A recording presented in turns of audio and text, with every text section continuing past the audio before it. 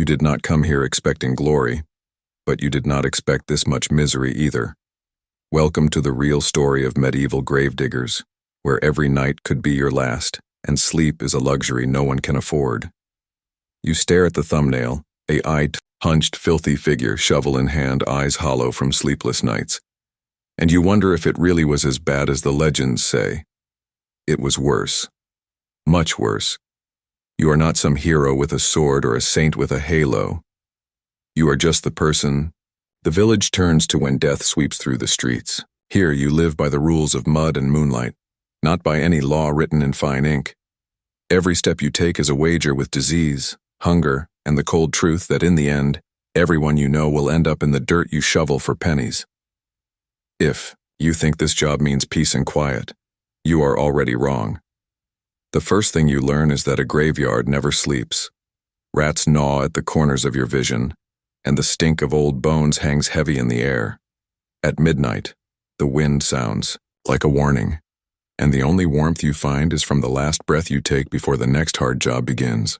You cannot turn away, not when every grave you dig means another meal, or another debt paid off with blood and sweat.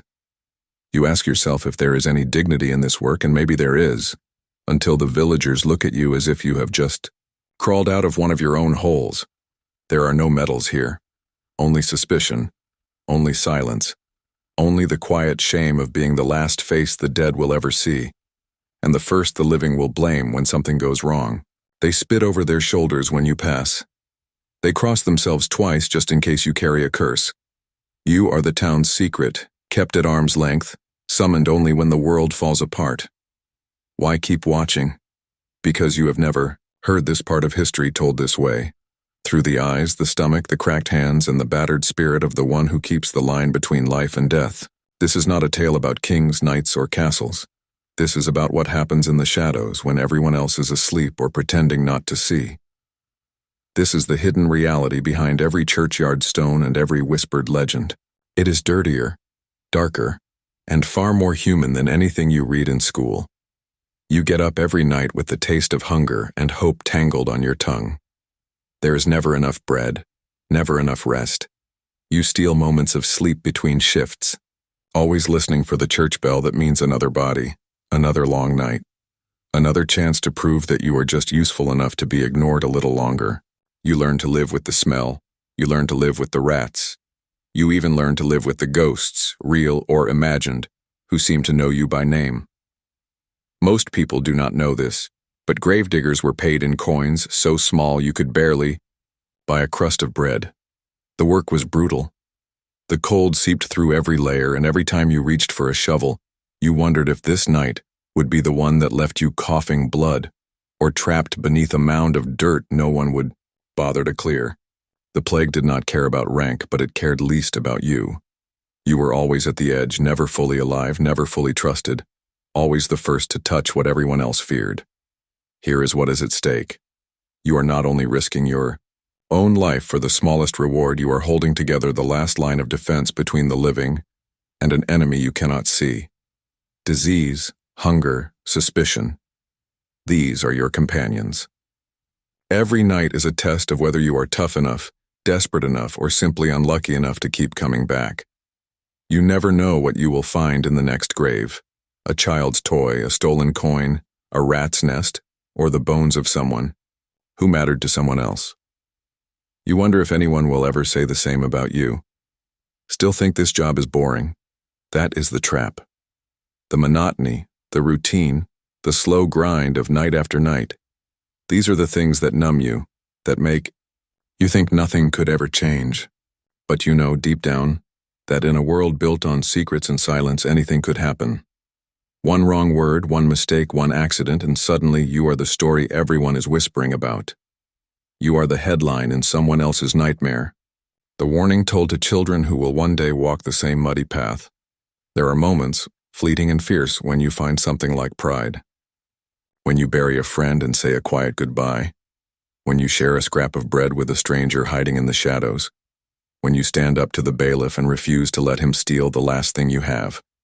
But most nights, it is the fear that keeps you moving. The fear of what comes next. The fear that tomorrow you might be the one lowered into the hole by someone else's tired hands. So you keep digging. You keep breathing. You keep telling yourself that if you can make it through one more shift, one more winter, one more night without losing your mind, there might be a chance to leave this life behind. Maybe you will find redemption. Maybe you will find rest. Maybe you will be remembered for something more than the mud on your boots and the ache in your bones. This is your story, the story of every forgotten hand that ever carved out a place for the dead so the living could sleep a little easier. The real history, the real suffering, the real courage nobody talks about at the banquet table or the royal court. If you want to know what it truly meant to survive in the shadows, if you want to see the world from the edge of the grave, keep watching. You have not heard anything yet. You are about to, and it is going to change how you see every graveyard, every night, every secret the earth has ever swallowed.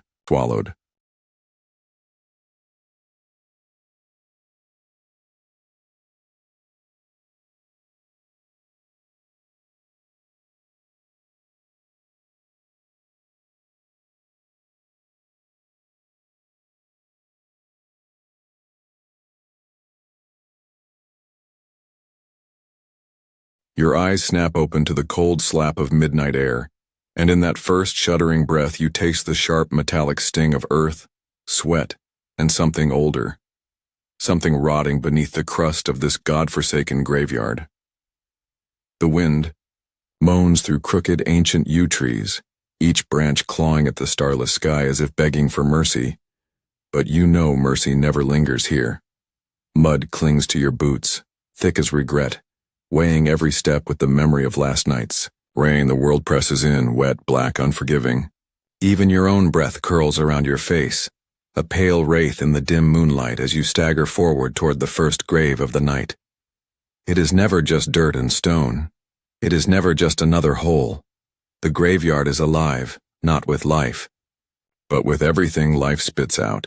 Smells hit you in waves, acrid sweat, moss, old leather, the sickly sweet perfume of lilies wilting in forgotten bouquets, and underneath it all, a scent like rust and spoiled meat that never leaves your nostrils. Somewhere out beyond the iron fence, a dog howls long and mournful, like it knows what you know, that tonight will not be kind. Your hands fumble for the shovel, its splintered handle polished by years of desperate work, your knuckles cracked and raw from labor the world pretends not to see. The church bell clangs, just once, but it is enough to send a spike of dread through your chest, rattling your bones. Every sound cuts deeper in the dark, boots squelching in the sucking mud. The distant, drunken laughter of men who will never dig their own graves. The sigh of the shovel blade as it bites into the earth, gritty and cold, and the soft, wet thud as you lift the first shovelful free. Each movement drags pain up your arms, through your back, into your skull. This work carves you hollow, piece by piece, night after night. Rainwater pools in the hollows left by earlier burials.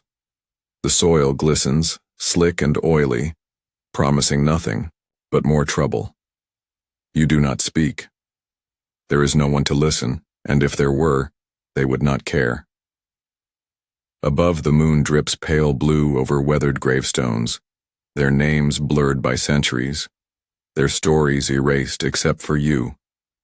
Because you touch every secret the town hides under 6 feet of earth. You have learned the language of silence, the way a stone tilts when someone visits too often, the scuffed grass of a hurried midnight burial, the whispers the living never say aloud.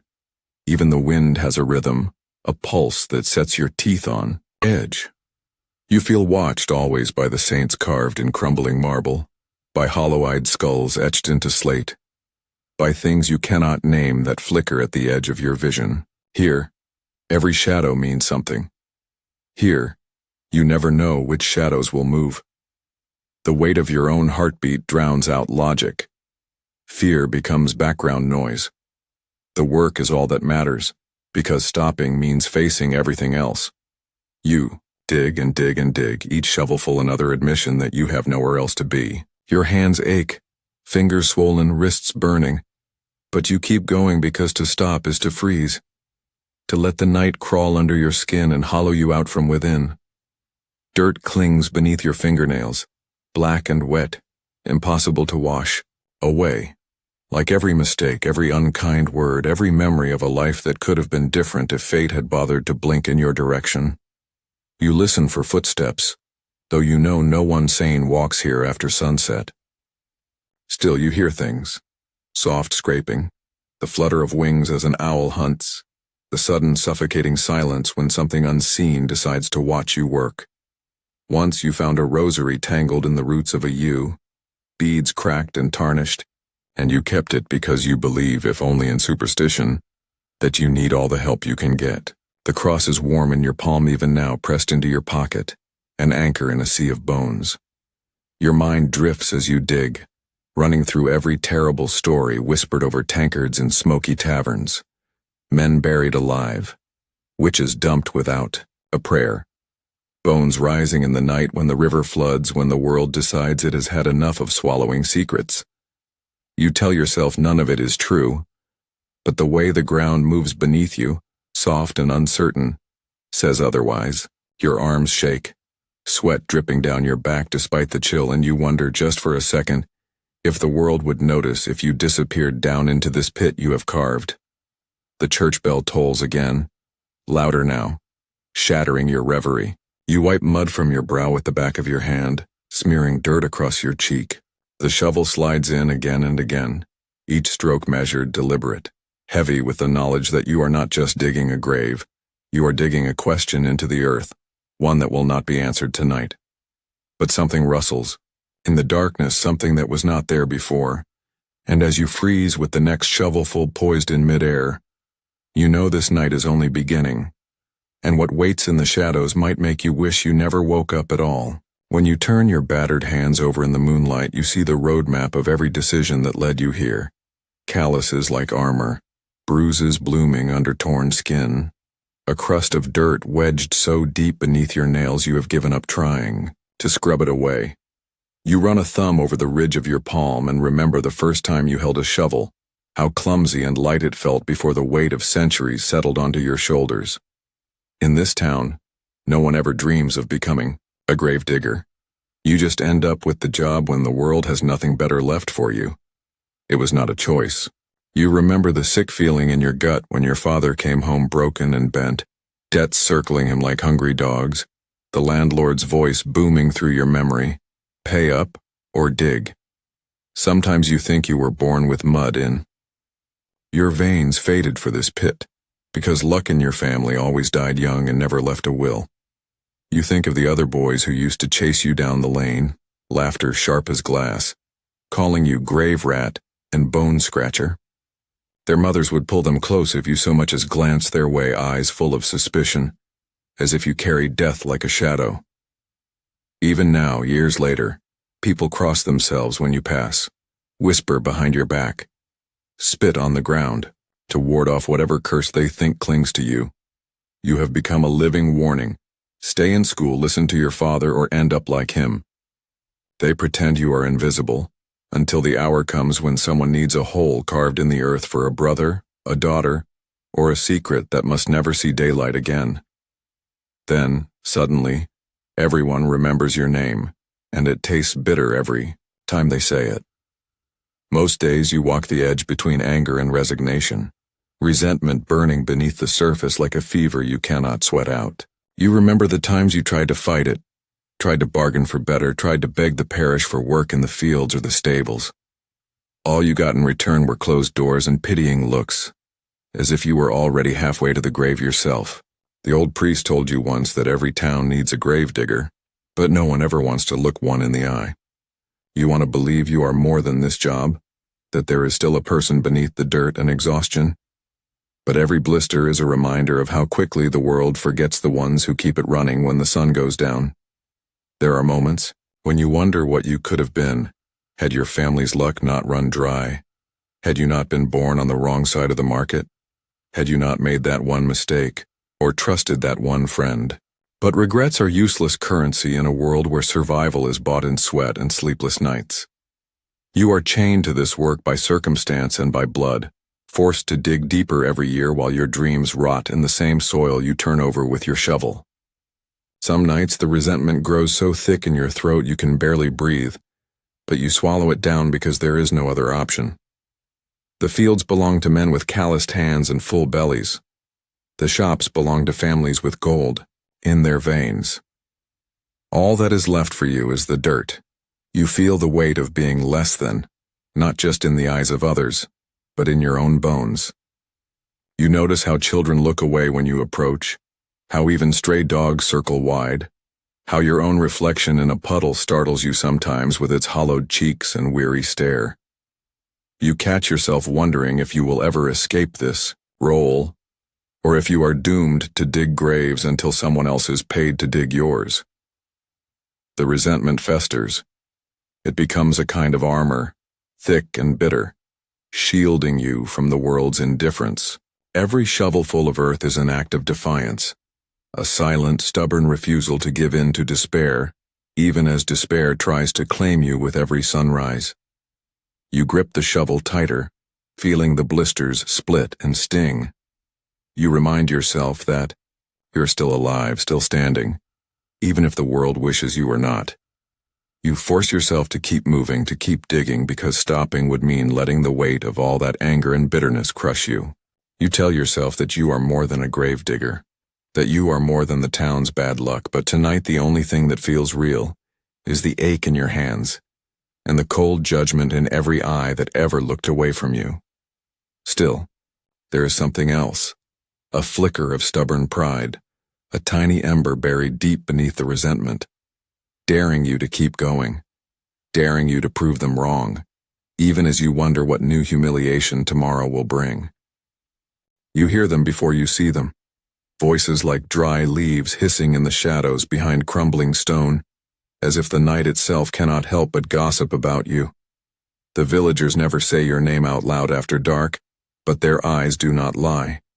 You catch the glint of a lantern, the shuffle of hurried feet, and sense the way they steer clear of the old churchyard fence, clutching their coats tighter, murmuring prayers under their breath. Superstition runs deeper than the graves you dig, and every child in town learns early. The gravedigger is not to be trusted, not to be pitied, not even to be looked at when the moon is full. You are something between a warning and a ghost, a living reminder that death is only ever a few breaths away. It is almost funny, in a way that makes your chest tighten. People who barely notice you in the sunlight will cross the street at dusk, just to avoid your shadow. They talk about you when you are out of earshot, whispering stories that sound like curses, tales of men who turned to bone overnight, of women who heard you speak with the dead when the wind was wrong. You learned young that fear is a more faithful companion than friendship, and you carry that lesson with you like another tool in your belt. Even the other poor keep their distance, whispering about the bad luck of sharing bread with the one who buries secrets for a living. Sometimes you wonder if they are right to be afraid. The ground is never quiet, not really. At night, the cemetery pulses with energy that does not feel quite human, a restless unease that settles into your bones and refuses to let go. The old stories swirl in your mind, spirits unable to rest, witches hanged and left unblessed, ghosts that claw their way through the dirt when the wind howls from the north.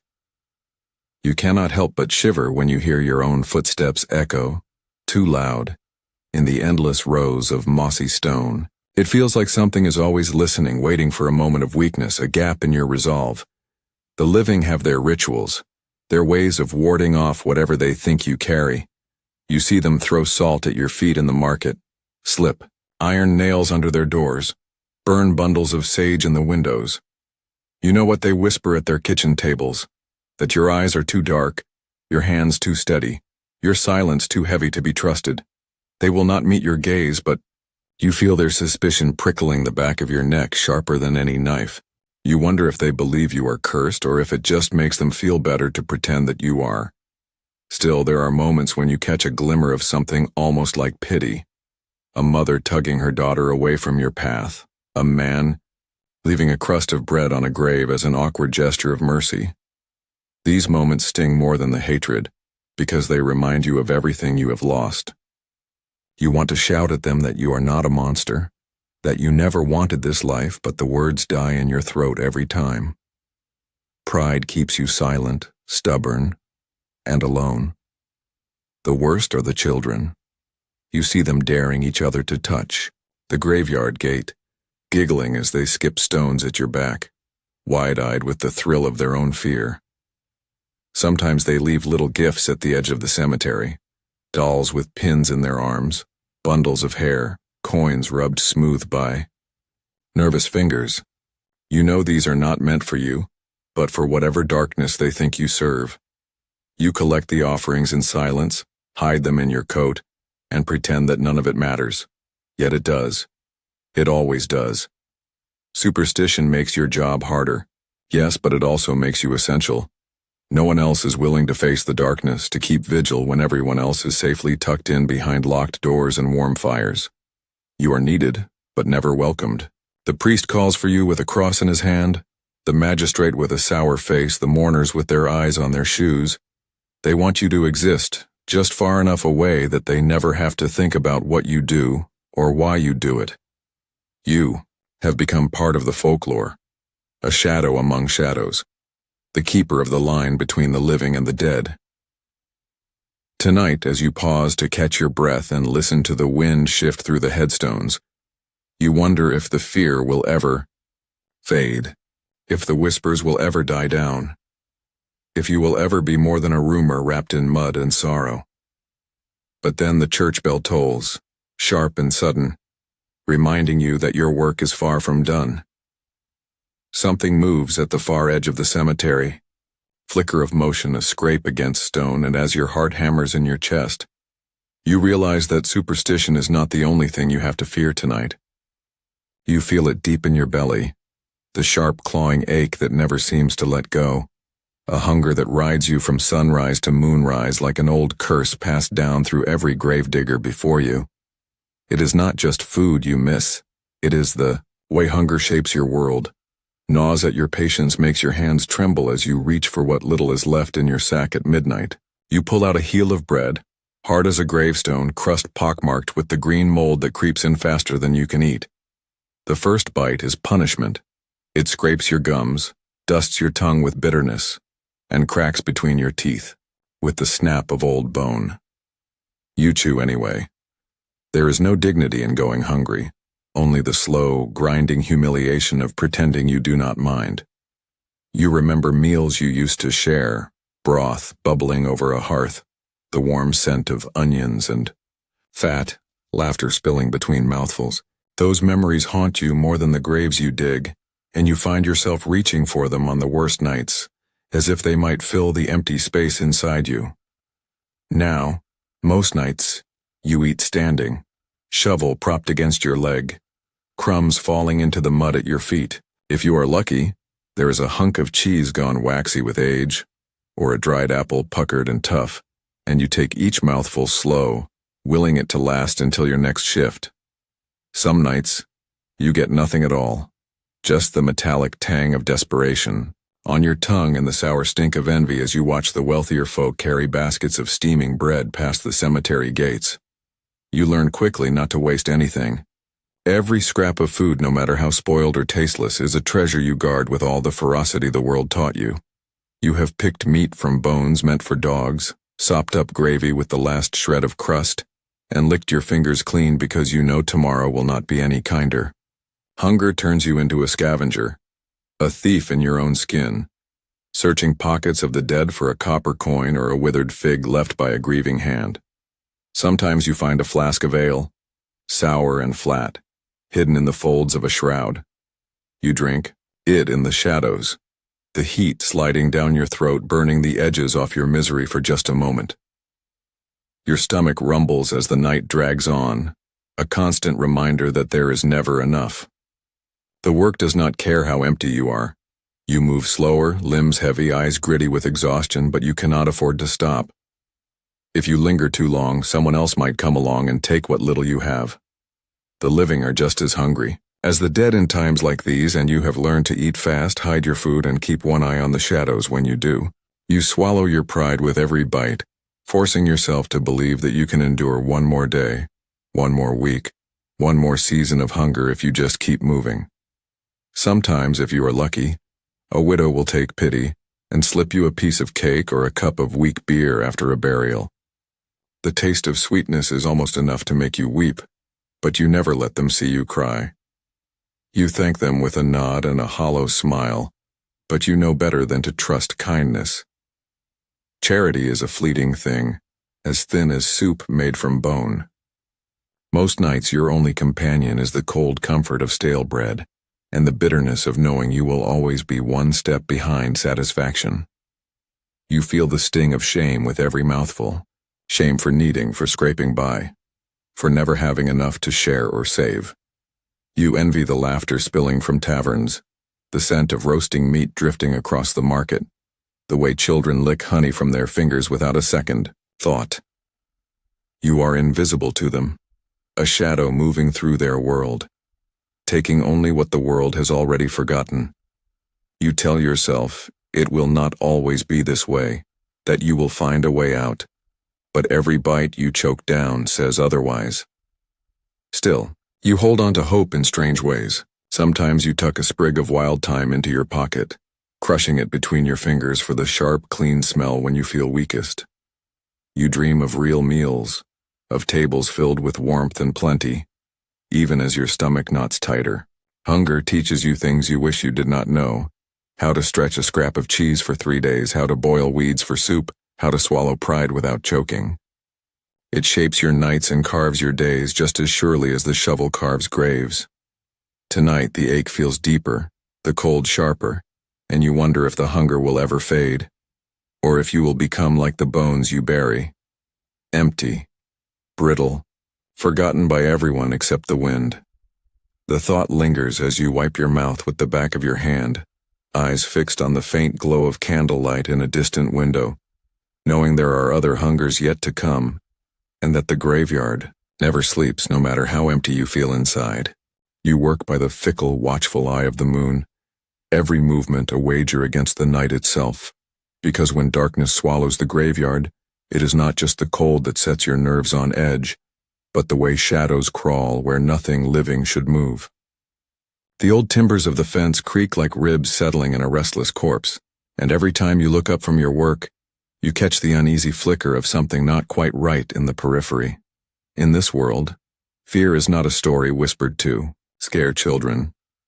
It is a constant scraping presence that shapes your breath, sharpens your hearing, and keeps your back to the wall when you dig alone. There are moments when you imagine every headstone has eyes, watching, waiting, daring you to make a mistake that will never be forgiven. Your shovel bites deep into the ground, and you pause to listen. Was that a footstep? Or just the wind teasing the tall grass? Some nights you convince yourself that you are only imagining the rustle, the snap of a twig, the soft crunch of gravel behind you. But you know the stories, and they gnaw at your thoughts with every heartbeat. They say thieves roam the graveyards after midnight, searching for rings on dead fingers or gold hidden in a stitched seam. You have seen the evidence yourself: disturbed earth, footprints in the mud, a glove left behind as proof that someone came looking for treasure and left with nothing but terror for their trouble. Sometimes you wonder if the living are truly worse than the dead. And yet even thieves are not your greatest fear. The old women in the market talk about ghouls and revenants, the walking dead with bellies as empty as your own, and souls twisted by hunger, doomed to haunt the graves they can never escape. Every time your shovel catches on bone, every time the wind whistles through broken teeth and hollow sockets, you remember those tales, the ones where the gravedigger is never alone, no matter how wide the graveyard or how late the hour. The sound of your own breath grows louder, harsh and ragged, as if you are not the only one drawing air tonight. A sudden gust rattles the yew trees, shaking down a rain of dead leaves that settle across your shoulders like a funeral shroud. Sometimes, you hear voices, low, whispering, just out of reach. You tell yourself it is nothing, just the way loneliness claws at your mind when you spend too long with the dead. But there are nights when you see shapes moving between the tombstones, too tall to be a fox, too slow to be a man in a hurry. Your pulse hammers against your ribs as you grip your shovel tight, ready to swing at nothing but your own shadow if you must. In the distance, a barn owl calls out, the sound twisting through the fog, and you catch yourself jumping at the echo. You have learned to live in a world where every sound might mean danger, where the next moment could be your last if you are not careful. There is a strange comfort in the ritual of your work, the steady scrape of metal on earth, the rhythm of digging, the way the sweat cools on your brow as the hours drag by. You know that if you let your mind wander, fear will slip in and take hold. So you focus on the next shovelful, the next patch of roots to cut, the next stubborn stone to pry loose. Even so, you cannot help but notice the moon sliding behind a cloud, leaving you in near total darkness, the kind that makes you wonder if you could scream loud enough for anyone to hear if something did come for you. You keep your back to the wind, your eyes darting from grave to grave, ears tuned to every subtle change in the night. You wish for a dog, a friend, even an enemy, anyone to share the burden of this awful silence. But the only companions you have are the memories of old stories, the warning your mother gave you when you were young. Never trust the night, boy, and never let your shadow fall on fresh dug earth. Those words ring truer every year, the kind of advice you never understood until you felt the fear for yourself, raw and real. Tonight, the shadows seem thicker, heavier, pressing in with every breath you take. You grip your shovel and tell yourself, you are not afraid, that you are just tired, but you know the difference. You taste the metallic tang of adrenaline, the way your heart pounds faster every time you move, the sweat trickling down your back in spite of the chill, and through it all, you wonder if tonight will be the night something finally answers all those whispered warnings. If you will turn and find yourself face to face with something you cannot explain. And as you dig deeper, one shovelful at a time, the night presses closer, daring you to look away just once, daring you to forget that in this place you are never truly alone. You hurl your weight behind the shovel and feel the agony bloom up your arms as the blade bites into the stubborn earth, the resistance in the ground reminding you that nothing in this world comes easy, not even a hole for the dead. Dirt cakes under your fingernails and stings where your skin splits open, each blister a badge you never wanted, a constant burning reminder that your work is measured in wounds nobody cares to see. The wet black soil is heavy with last night's rain, clinging to your boots and weighing you down with every step. Each scoop is a battle, the mud sucking at your feet, the roots catching on the shovel, refusing to let go, as if the grave itself resists surrendering its secrets. You breathe in deep, and the scent of cold earth fills your chest, sharp as regret, thick as the sweat rolling down your back. Your shirt, once white, is now a patchwork of stains, old blood, clay, sweat, and the oily residue of long-buried things better left unnamed. Every motion grinds your bones, every muscle trembling from hours of repetition. You lose track of time when you dig. The night becomes a blur of pain and breath, arms burning, palms slipping on the handle, your heart thudding against your ribs with the rhythm of exhaustion and dread. You glance down, and the shovel is slick with a mix of rainwater and your own blood, a testament to how little the world cares about a gravedigger's suffering. You hear the distant hoot of an owl, the gentle rustle of leaves as a wind stirs up the scent of moss and rot, and somewhere, further off, the low thump of music or laughter from a place you will never be welcome. It is the world reminding you that joy exists elsewhere, in well-lit halls and behind heavy doors. Here, in the graveyard, you are alone with the relentless grind of your task and the knowledge that nobody will thank you for it.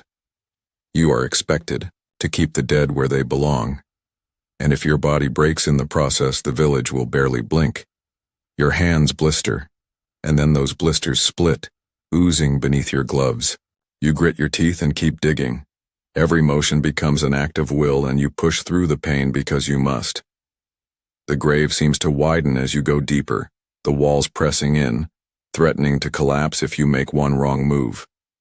You curse at the rocks that hide just beneath the surface, each one a cruel joke that leaves your arms shaking, your wrists screaming with every blow. You pry them loose, toss them aside, and wonder how many men before you left their bones tangled with roots and stone in this very patch of earth. The air grows thick as the hours bleed away, your breaths coming shorter, your body running on stubbornness and habit. The dampness creeps up from the ground, soaking your boots, turning your toes numb, but you cannot stop. You hear every sound too clearly. The wet slap of mud, the creak of the shovel, the pounding of your own heart in your ears. There is no comfort here. No reward. Just the next inch, the next foot. The relentless pull of gravity and tradition. You wipe your brow with a muddy sleeve and squint up at the moon, wondering if you will ever feel clean again. Sometimes the grave will fight you. The dirt collapses back into the hole, undoing an hour's labor in a single mocking slide. You claw it out with your hands, nails splitting, curses muffled by the cold air. The tools you are given are as old and battered as the job itself, handles worn smooth by generations of calloused hands, blades chipped and dulled by countless nights like this one. You work until your shoulders burn, until your fingers cramp, until your lungs ache for rest, but you know the job does not care how tired you are. The only way out is through. Every shovelful is heavy with memory. Graves dug for neighbors, for strangers, for friends you barely got to say goodbye to. You think about all the stories that ended here, all the secrets buried beneath your feet, and wonder how long it will be before your own name is carved into a stone. The grave does not care who you are. It swallows everything the same. Love, anger, hope, and despair. You tell yourself this truth with every aching muscle, with every gasp for air, with every stubborn inch of earth that refuses to yield. Your arms tremble, your vision blurs, but you cannot stop. If you rest too long, the grave seems to close in, as if eager to pull you down into its muddy embrace. You fight against it, pushing yourself to finish what you started, because you know there is no glory in leaving a grave half dug, no forgiveness for a gravedigger who cannot deliver on his one grim promise. The pain sharpens your senses, keeps you moving, even as the night grows colder and the shadows grow longer. And as you drive the shovel in one more time, the ground shudders beneath your feet, as if the earth itself is trying to remind you just how small, how breakable, how forgotten you really are in a world built on the backs of the broken. You hear the solemn drone of chanting, distant at first, swelling in the cold air as the priest and his attendants move through the graveyard with slow, deliberate steps, their robes sweeping the dew from the grass and their voices cutting through the silence like a blade. You know the script by heart, every word meant to comfort the living while ignoring the one who does the actual work of death. They come adorned in velvet and gold, faces drawn in practiced grief, heads bowed as if their sorrow weighs more than your spade. You catch the flicker of candlelight reflected on polished shoes, the scent of incense drifting above the sharper smells of dirt and decay, and you realize once again that you are invisible, present only as a necessity, never a person. You stand off to the side, just out of the reach of the light, the bottom rung of this grim ladder clutching your shovel as the holy words echo against weathered stones. It always starts with the priest, an old man with a voice like gravel and eyes that never quite meet yours. He murmurs blessings, gestures grandly, and leads the mourners through the motions of letting go. The bereaved cling to his every word, seeking comfort and ritual, in the belief that their grief is sanctified and their loss understood by the heavens. But you see the truth they cannot bear. For all the grandeur, for all the incense and song, the priest never touches the dirt. He does not see the cracked nails or the trembling hands. His job is to promise peace while yours is to provide it, alone, silent, anonymous. You watch as he drops a handful of earth onto the casket, dusting the lid with the gentlest touch, while you know that in the end, it will be your sweat that fills the grave. You notice the hierarchy in every movement. Nobles stand closest to the grave, their cloaks spotless, faces veiled and composed, their tears kept in check by centuries of etiquette. Behind them, merchants and townsfolk murmur among themselves, eager to perform the proper gestures and retreat to warmth and comfort. At the very edge where the light falters and the grass grows wild, you stand, hands caked in mud, boots sodden, the only witness who will remember how hard the ground was tonight. No one thanks you, no one meets your eyes, and when the last prayer is whispered, the priest gathers his flock and leaves you alone with the task they dare not name. The divide is absolute. Clergy and mourners walk away clean while you are left to stitch the earth back together, hoping the spirits will stay put until morning. There is a cold efficiency to the way they perform grief. Hymns sung with practiced sorrow, tears shed on cue, faces carefully arranged for the benefit of others. You feel the ache of their indifference more keenly than the weight of the shovel. When the ceremony is over, you listen to the fading echo of footsteps, the soft click of the gate, and the hush that settles over the cemetery like a final benediction. You wait for the priest's nod, a silent signal that your work can begin in earnest, and for a fleeting second you wonder what it would feel like to be the one remembered in prayer, instead of the one forgotten in darkness. You carry the memory of every burial home with you, each name, each face, each trembling voice asking for mercy or forgiveness. But in the eyes of the living, you are little more than a shadow, the last in line, the one who bears the burden of what others cannot stomach. It is a strange kind of power, to be both essential and unwanted, to know that your hands hold the final word, even if no one cares to listen. Some nights you whisper your own prayer into the wind, asking for nothing more than a warm bed and the chance to wake up somewhere else. The moon stares down, impassive and cold, and you answer with a promise. Tomorrow, you will do it all again. You lean on your shovel and watch the priest retreat, his robes billowing like sails, his voice already fading into memory. You listen for the last echo of song, the click of the gate, the moment when the world forgets the dead and you are left to finish what they have started.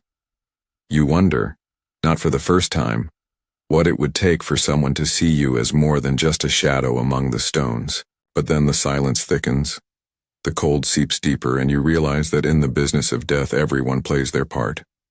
Some in velvet, some in rags, and some with nothing but mud beneath their nails and a story that will never be told.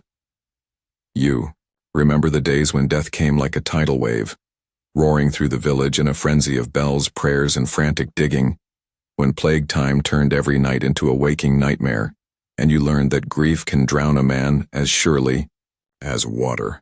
The memory hits you in the pit of your stomach, the endless line of carts, the air choked with the stink of burning pitch, the bells tolling without pause until your ears rang with sorrow.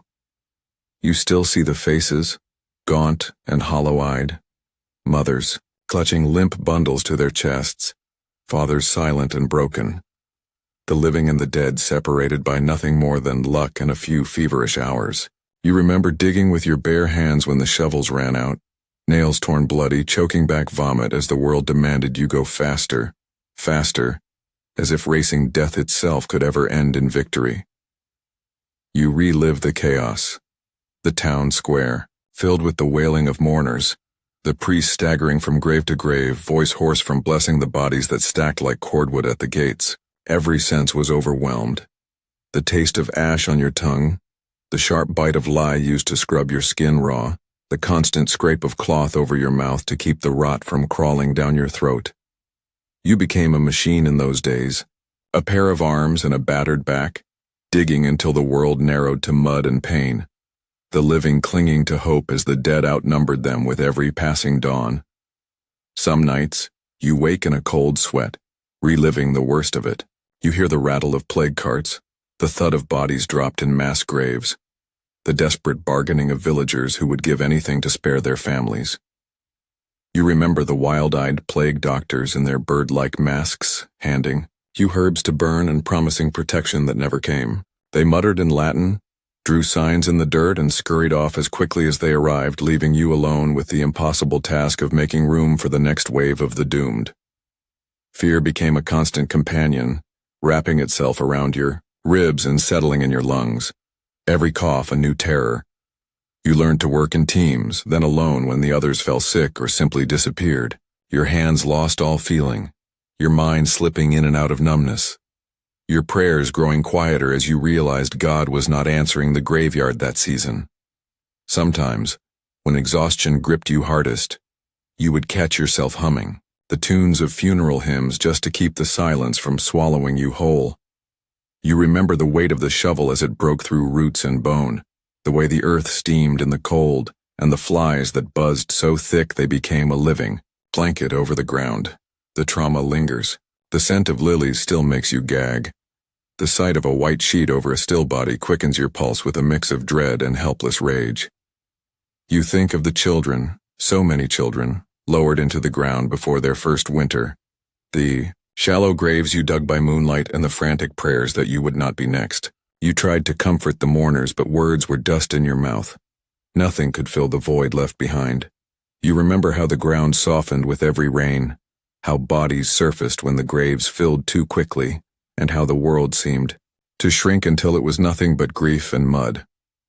After the plague, the town changed. Some folk never spoke to you again, afraid that you had carried something out of those mass graves. Others pressed coins into your palm with shaking hands, gratitude mixed with terror as if you were half angel, half demon. You became a story people told their children, a warning against the dangers of living too close to death. You wonder, even now, if you will ever truly escape the shadow of that season. You wonder if the nightmares will fade, if your hands will ever feel clean again, if the world will ever stop seeing you as a walking omen. But you wake up, night after night, sweat drying on your brow, and realize you have survived what others could not. You dig a little slower, walk a little heavier, and count your breaths in gratitude and guilt. The bells do not ring as often now, but you never forget the music of that terror. And as you listen to the wind rattle through the yew trees, you know there are still stories buried in this ground. Stories that only someone who lived through the storm could ever hope to tell. You feel the weight of every shovelful like a secret pressed into your chest, heavy and unrelenting, because each grave holds not just a body but a life. Stories tangled in bones, laughter and sorrow mingled in the dust, and the ghost of someone's final breath lingering long after the mourners have gone. You press your palms against the rough wood of a casket and close your eyes, trying not to imagine the face beneath. But you cannot help it. You see flashes. A child's mitten, a mother's braid, a wedding ring slipped loose by time and rot. The world expects you to be numb, to treat each burial as routine, but you are never truly immune. Grief settles into your joints, sours your stomach, follows you home in the mud stuck to your boots. You remember the stories whispered at the edge of the grave, pleas for forgiveness, desperate bargains with God, the brittle laughter of the desperate trying to pretend this is all just a formality. Sometimes the priest's voice trembles. Sometimes a mourner throws themselves into the dirt. And sometimes you are the only one left to witness the ending, alone with the wind and the echo of heartbreak that no prayer can reach. You learn to carry this pain in silence. You dig, and dig each motion a penance for sins that are not your own. It seeps into your bones, soaks into your dreams, making it impossible to walk past a fresh grave without tasting salt and sorrow in the back of your throat. There are days when the faces blur together, when the grief in the eyes of the living becomes a dull ache you carry like a stone in your pocket. You tell yourself that you are only a laborer, a functionary in a system that grinds on no matter who falls beneath its wheels. But you know better. You are the last to hold them, the last to see the shape of their story before the earth erases every trace. You remember the old woman who sang lullabies as she buried her youngest, the father who clung to your sleeve with fingers stiff from cold and heartbreak, the child who left behind a single mud-caked toy as a final gift. Every grave is an ending. Every shovel full of dirt is a chapter closed, a memory lost, a family torn apart by the indifference of time. You wonder sometimes if grief is a kind of haunting, a ghost that follows you from grave to grave, never letting you rest. The faces linger behind your eyelids when you try to sleep. the wails of the morning playing in your ears long after the sun has risen. You walk home at dawn, shoulders hunched, eyes downcast, the scent of fresh-turned earth clinging to you, like a shroud. The pain does not fade with distance. It grows heavier with every step, every memory, every story you are forced to bury alongside the bodies. You try to find ways to cope, to make the pain lighter. Some nights you talk to the stones, whispering names into the dark as if you can keep their memory alive a little longer. Other nights you drink until the world softens, the edges blur, and the sorrow quiets just enough to let you sleep. But the grief is always waiting when you wake. A familiar ache in your chest, a reminder that your work is never truly done. You wonder if anyone else feels it the way you do, or if you are cursed to carry the sorrow of 100 strangers on your back until it breaks you. You tell yourself you are strong, that you can shoulder this burden, that someone must bear witness, when the world chooses to forget. But sometimes the grief catches you off guard. A faded ribbon tied to a grave, a letter buried with trembling hands, the echo of a song drifting through the night. You feel it all, and you dig anyway, because the dead deserve a place to rest and the living deserve a moment to say goodbye, no matter how brief or painful. And as you lift the next shovelful, your arms shaking with fatigue and sorrow, you know the weight will never truly leave you, but you cannot help wondering how many more stories you will have to bury before you finally break. You glance down at your clothes and realize you wear the uniform of the forgotten, patched rags hanging from your frame, sleeves crusted with old mud, knees worn thin and damp from hours kneeling in soil that never quite lets go of its chill. Your boots squelch with every step, the leather cracked and mottled from seasons of rain and rot, soles stuffed with scraps of cloth to keep out the cold that always finds a way in. There is no dignity in your wardrobe, just the constant reminder that the world expects you to remain invisible, as if a threadbare coat can erase you from memory altogether. Each layer you put on in the gray hush of morning is a silent surrender, a nod to the fact that respectability is a luxury you cannot afford. The filth clings not just to your clothes, but to your skin, staining your hands and seeping into the cracks around your knuckles. Soap is precious and you save it for your face, scrubbing until your cheeks burn and your eyes water, but it never quite washes away the scent of grave dirt that lingers like a curse. Your nails are always rimmed with black, stubborn as guilt, no matter how fiercely you dig at them in the wash basin.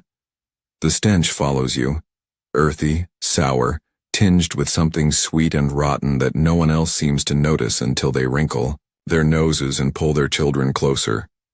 Even your hair betrays you, clumped with sweat and clay, curling against your scalp in uneven waves, as if it too is trying to burrow back underground.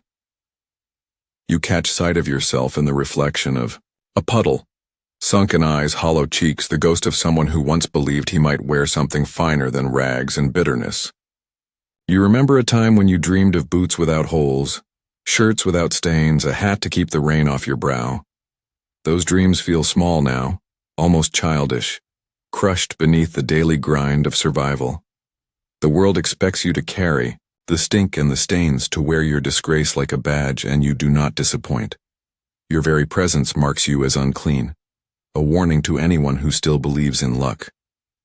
The shame gnaws at you, slow and relentless, carving away whatever pride you once had.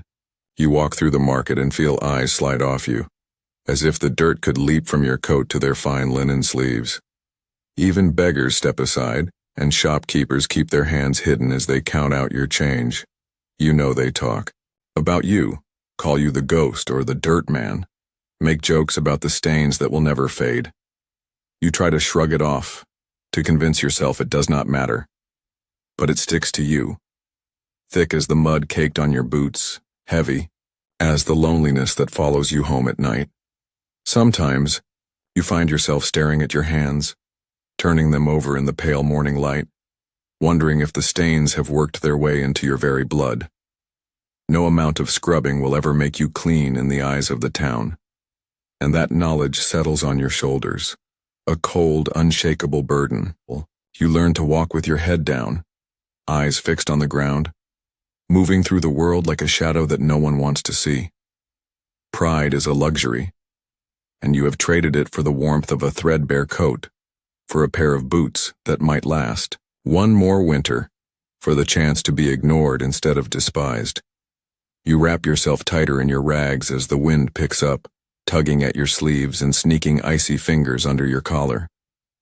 The world is quick to remind you that you belong to the graveyard, that you are marked by your labor and your poverty, but you keep moving, shoulders hunched, fists buried deep in your pockets because the alternative is to stop and let the weight of it all crush you where you stand.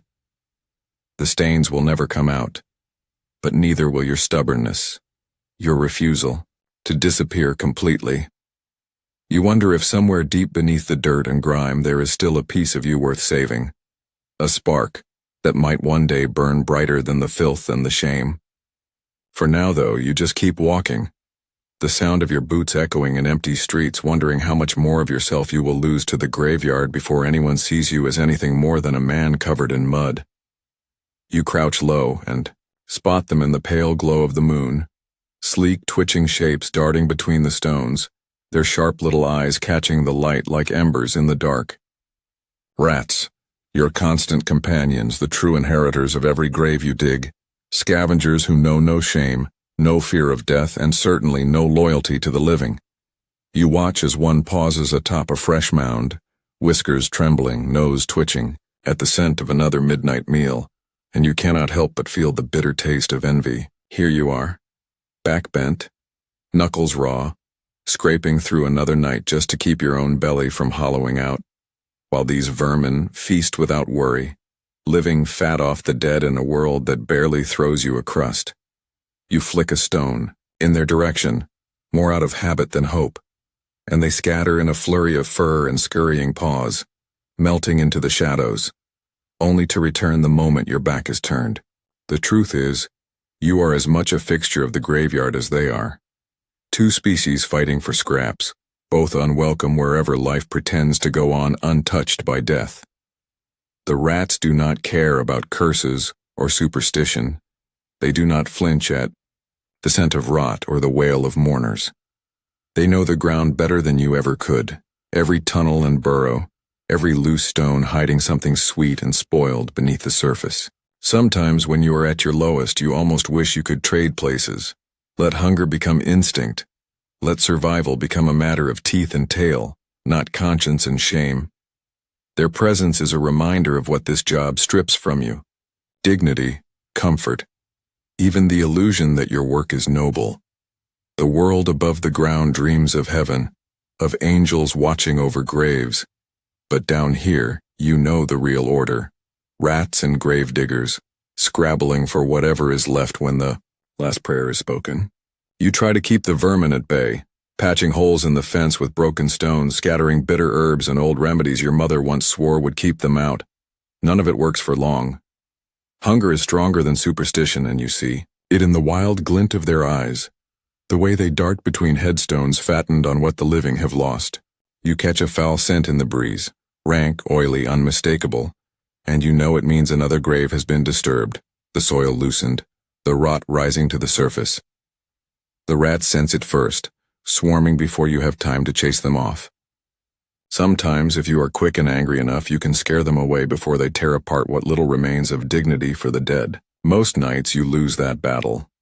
You watch them scurry with scraps of bone or rotten cloth, their victory as certain as your defeat.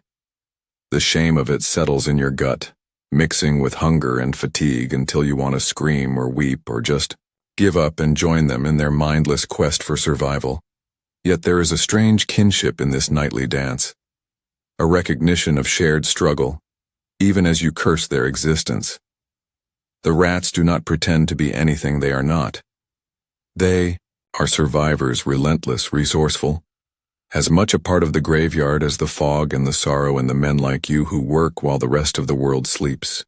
You wonder if to them you are just another creature of the dark, a nuisance, an obstacle, a rival for the spoils. You wonder if, in another life, you might have found peace in such single-minded purpose. You shake the thought away as your stomach growls louder than you care to admit, and you press on with your work, shovel flashing in the dim light, boots sinking deeper into the muck with every step. The rats will feast, you will starve, and the world will turn as it always has. Merciless, indifferent, unchanged by the struggles of the forgotten. Still you keep digging, telling yourself that there is meaning in the labor, that someday, someone will remember the man who stood his ground against the night and its scavengers. As you watch another shadow flit between the stones, you wonder if survival is enough, or if you will always be chasing scraps in a world that refuses to let you feast. You catch a foul scent riding on the night breeze, a stench so sharp and wrong that it slices through the fog and lodges in your throat, making your stomach clench and your eyes water. You know that odor better than you know your own name. The sickly sweet reek of rot mixed with damp soil. The unmistakable perfume of a grave that has betrayed its secrets. It happens when the ground settles unevenly, when the rain turns the earth soft, or when a hurried burial leaves the job half done. Sometimes, no matter how carefully you dig, the grave collapses under its own weight, sending a rush of black muck and shattered wood tumbling into the pit, carrying with it horrors that were meant to be hidden forever. You have seen it more times than you care to remember, coffins splitting open, bones protruding from the mud like pale, accusing fingers, the swollen shapes of bodies that never got a proper farewell. The sight turns your blood cold, even though you tell yourself you are used to it, that you are made of harder stuff than the average man. But nothing prepares you for the shock of a skull rolling out of the shadows, jaw hanging open as if trying to speak, or the way a hand can surface through the muck, clutching a scrap of cloth or a long-lost trinket. The world above never thinks about these things, never imagines what it means to see death spill out in all its raw, unfinished ugliness. There is no dignity in these moments, no prayers, no hymns, no comfort for the living or the dead. Just the wet slap of mud, the crunch of splintered wood, the slow oozing creep of decay as it seeps into your boots and stains your memory. You find yourself gagging, fighting to breathe as the stench coils around you, thick as a curse. Sometimes, you swear you can taste it. A mix of bitterness and iron, as if the grave itself wants to remind you who is really in charge. You try to work quickly, pushing the dirt back into place, rearranging what you can, desperate to restore order before dawn breaks and someone comes looking for answers you can never give. Your hands move on their own, muscle memory taking over, where courage fails. You use the shovel like a shield, scraping away the worst of it, covering what should have stayed buried. Each time it happens, you pray no one else is there to witness your failure, to see you scramble in the muck, cursing, under your breath, sweating cold in the night air. You know the stories that would spread if anyone saw. A gravedigger haunted by restless dead, cursed to live with the shame of unfinished work. You feel the weight of those tales pressing down on you, heavy as the earth itself, and you fight to keep them buried along with the bones. Sometimes you find yourself talking to the dead as you work, muttering apologies and promises, anything to fill the silence. You ask for forgiveness you do not believe in, hoping to quiet the echo of guilt that gnaws at your insides. It does not matter if anyone hears you, the words are more for you than for them. You tell yourself that this job was never about glory or recognition, that it is enough to put things right, even when right means nothing more than hiding the evidence and pretending you were never here. The worst is when you uncover something unexpected, a ring still clinging to a finger, a lock of hair braided with ribbon, the last remnants of a life carelessly discarded. These small tokens make the horror sharper, more personal. You imagine the stories behind them, the grief that lingers like a ghost over the ruined grave. You wonder if somewhere someone still waits for a sign, a chance to say goodbye, never knowing that the grave itself has turned traitor, spitting secrets back into the world. You finish your work in silence, heart pounding, hands shaking, sweat chilling your skin despite the effort. You wipe your face with the back of your arm and stare at the patch of earth you have hurriedly patched up, praying the sun will rise before anyone comes to ask questions. The night presses close, thick, with the promise of more rain, more shifting ground, more chances for your luck to run out. As you shoulder your shovel and turn away, you wonder how many more graves will betray you. How many more nights you will spend fighting the creeping horror of secrets that refuse to stay buried. You duck your head as the bailiff strides through the churchyard gate, boots crunching on gravel, his eyes sharp and cold beneath the battered brim of his cap. Another reminder that even in a place built on loss, the law finds a way to hunt you down. He always arrives when your back is turned, hands tucked into his belt, mouth set in a permanent sneer as if your very existence offends the order he is paid to keep. You feel his gaze crawl over you, counting every coin you do not have, every patched seam on your coat, every hint of desperation in the way you grip your shovel. He knows what you are. Poor, expendable, easy to threaten. He likes to remind you of it too. You have learned to spot his kind from a distance, their slow, deliberate walk, their habit of stopping to spit in the grass, their knack for appearing, just when you think you might get away with an extra scrap of bread or an unpaid fee. The bailiff is not here to mourn the dead or pay respect to the living. He is here to collect what he claims the village is owed: taxes, bribes, favors, or whatever scraps he can wring from those with nothing left to give. You know the drill by heart. If you cannot pay in coin, you pay in pain. Sometimes it is a night's wages, sometimes a precious piece of bread, and sometimes a threat whispered just loud enough for the neighbors to hear. His questions are always the same. How many graves this week? Seen anything worth reporting? You holding out on us? You answer carefully, voice flat and polite, never letting the anger leak out from behind your teeth. You have seen what happens to men who push back. A few nights in the stocks, a beating in the alley, a missing week's pay, and the warning that next time it will be worse. The bailiff is a predator in a place built for prey, and you are nothing if not well practiced at staying small. You wonder sometimes if he gets a thrill from it, from making a man with nothing left feel even less than that. He circles the graveyard, boots leaving deep marks in the fresh mud, casting a glance at every mound and headstone as if searching for secrets he can use against you. Sometimes he asks about things you wish he would not. Rumors of stolen trinkets, whispers of valuables slipped into coffins, talk of the priest's gold cross gone missing. You have nothing to give but denials and tired shrugs, hoping your face does not betray the fear coiling in your gut. You know the price of poverty in this town is always rising, and there is no mercy for men who cannot pay their share.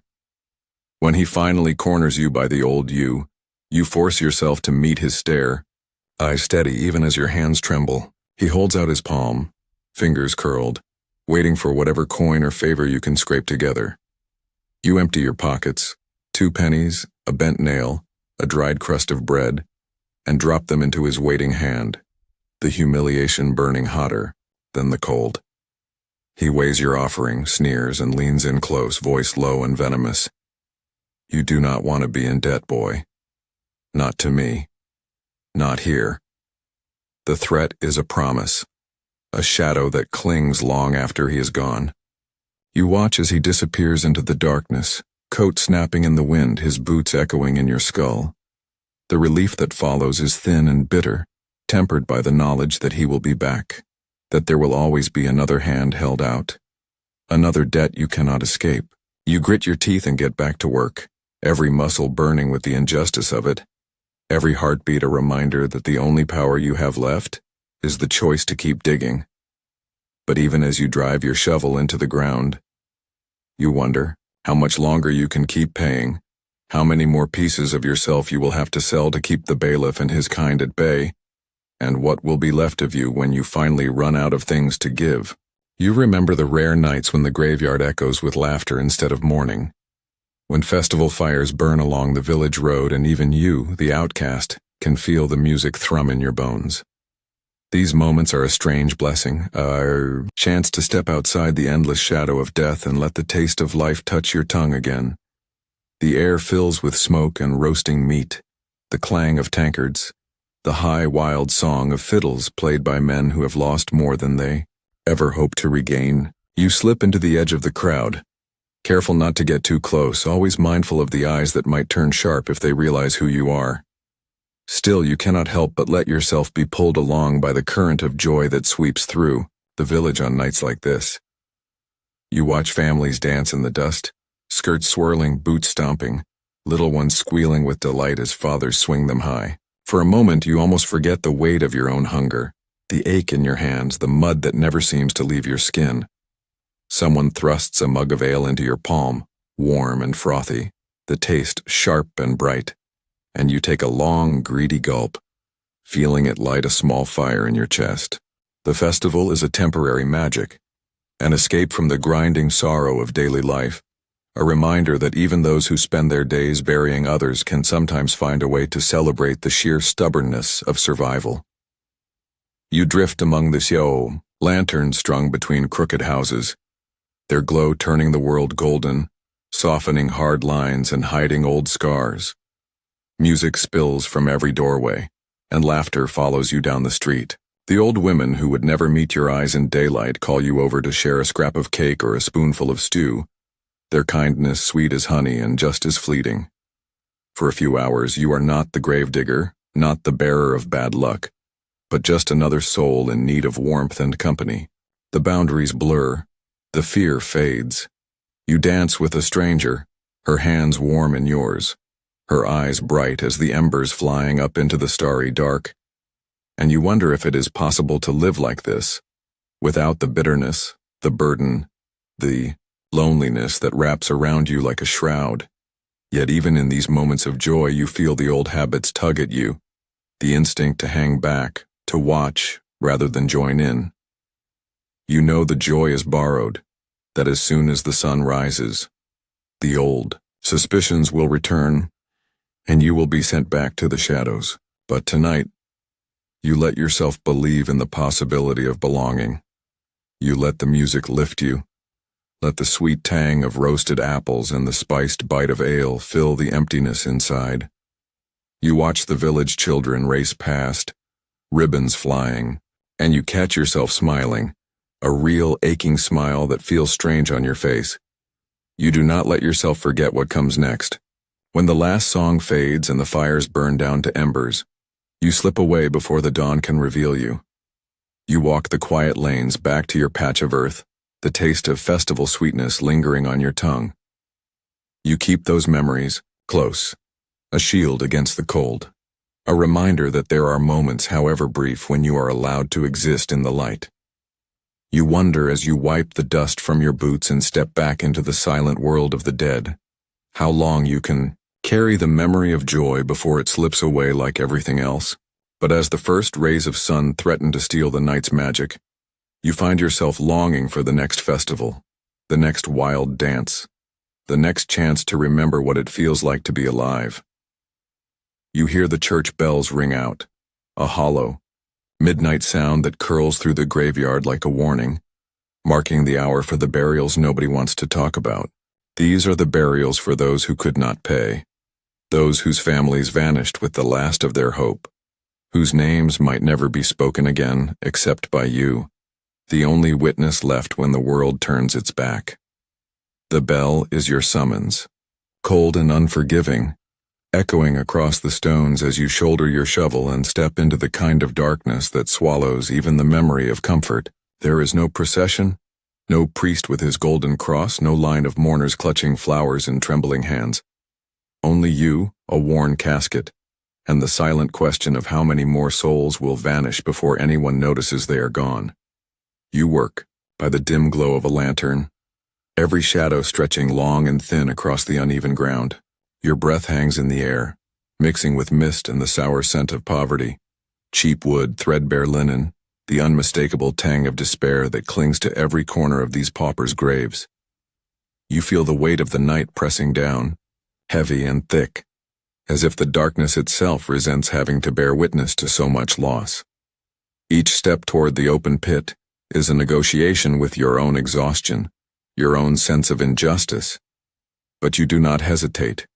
You have learned that dignity is not measured by the size of the funeral or the number of coins pressed into your palm.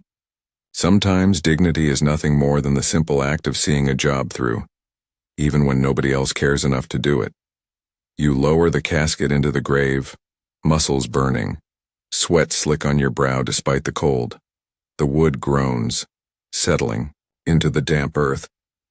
and for a moment you are struck by the stillness, a kind of peace that feels both fragile and holy, the hush that follows every final goodbye. You mutter a prayer soft and uncertain, not because you believe it will change anything, but because it is the only kindness left you can offer.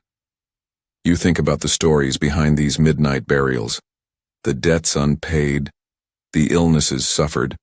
In silence, the small lives lived on the edge of everything. You wonder who will remember them, who will care enough to leave a stone or a flower or even a single whispered name. You fill the grave in silence, shoveling dirt over the casket, each handful heavy with the knowledge that the world will not mourn what it refuses to see. The night is still, broken only by the creak of your boots and the steady rhythm of your own breath. You find yourself counting heartbeats, counting shovelfuls, counting the moments until the job is done and you can slip back into the darkness unseen and unremembered. There is a kind of defiance in the way you work, a refusal to let the world erase these lives completely, even if the only witness is a man marked by the same poverty, the same loneliness, the same silent struggle to matter in a world that wants to forget. When the last of the dirt is packed down, you pause, leaning on your shovel, staring at the unmarked grave beneath your feet. You think about your own life, your own place at the edge of things, and you wonder how many more midnight burials you will be called to perform before someone notices that you too have disappeared. The bell falls silent, the lantern sputters, and you are left with nothing but the whisper of wind through the grass, carrying away the last trace of someone who was here, who mattered, who deserved more than a nameless hole in the ground. And, as you turn away, you feel the weight of that loss settle into your bones, knowing the night is far from over and the next bell will always ring. You turn and see him standing at the edge of the lantern's circle, face masked, eyes bright and unreadable behind polished glass. The plague doctor moving through the graveyard like a crow come to pick clean the bones of hope. He does not speak to you at first. He simply observes, head cocked, cloak rustling softly in the damp air as he surveys the line of fresh graves and the shovels lined up like weapons against an invisible enemy. You have grown used to the sight of these strange healers, more myth than medicine, with their bird-beak masks stuffed with pungent herbs, their gloves slick with oils meant to ward off a death that no one truly understands. They look like nightmares in daylight and omens in the dark, and their presence always signals that things are about to get worse before they get any better. You feel the familiar chill as he approaches, his footsteps muffled by the sodden grass, the metallic scent of vinegar trailing in his wake. The villagers scatter at his arrival, making the sign of the cross or mumbling prayers to keep the sickness from following them home. But you have no such luxury. Your job ties you to the graveyard no matter who or what comes to visit. The doctor bends over a casket, muttering to himself in Latin, sprinkling powders that sting your eyes and nose. And for a moment you are seized by the absurdity of it all. The rituals, the remedies, the faith in garlic and smoke and painted charms. It is a dark sort of humor, knowing that for all their tools and tinctures, the outcome is always the same. The dead are dead, and you are the one left to bury them. Still, you cannot help but feel a strange kinship. You both walk on the edge of things, neither fully trusted, neither ever welcomed into the heart of the community. The doctor is a necessary evil, like you, called upon in desperation and shunned in ordinary times. Sometimes, if the night is long and the work is heavy, he shares a bit of his precious wine with you, the burn of it cutting through the taste of fear. You exchange a few words, news of another outbreak, rumors of cures, the numbers of those who fell this week, and for a moment the graveyard feels less lonely. There is comfort in the honesty, in admitting you are both powerless against forces too big and cruel to name.